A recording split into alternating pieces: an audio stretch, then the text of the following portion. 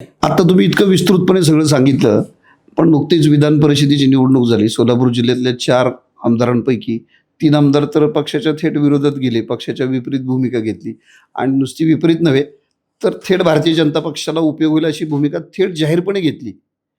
उत्तम जानकर असतील, अभिजित पाटील असतील, नारायण पाटील असतील, ही अशी थेट भूमिका घेतली आणि तरी पण तुम्ही म्हणताय काहीच होणार नाही?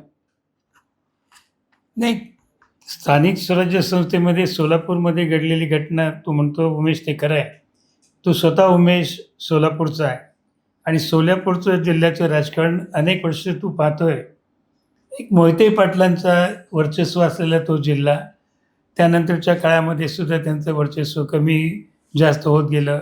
पक्षामध्ये देखील त्यांचे अदलाबदल झाले आणि लोकसभेच्या निवडणुकीला ते काही गोष्टी ज्यावेळेला ठरल्या होत्या की आपण मोहिते पाटलांच्या घरामध्ये खासदारकी देत आहोत आणि जानकरांना आमदारकी वगैरे देणार.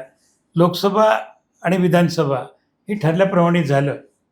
पण सोलापूरमध्ये खासदार, आमदार आणि मोहिते पाटील यांचं घराणं याच्यामध्ये पूर्वपरंपरा काही सुसंवाद राहिला नाही.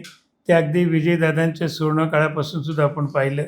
रणजित मोहिते पाटलांच्या बाबतीमध्ये आणि आत्तासुद्धा आपण धैर्यशील मोहिते पाटलांच्या बाबतीमध्ये बघतो. आणि जानकर स्वतःच्या मुलासाठी इच्छुक होते. त्याच्यामध्ये मतभेद झाले आणि त्यांचा 3 आमदारांचं म्हणणं असं पडलं की बाबा आम्हाला विश्वासात न घेता त्या ठिकाणी उमेदवारी दिली आणि ती त्यांना पसंत नव्हती. शेवटी प्रत्येकाला त्याचं स्थानिक राजकारण महत्त्वाचं असतं. त्यामुळे त्या ठिकाणी स्थानिक पातळीवरती आमच्या पक्षामध्ये थोडे मतभेद झाले आणि त्याचा फटका किंवा ते उघडपणे पक्षाच्या विरोधामध्ये त्यांनी काम केलं.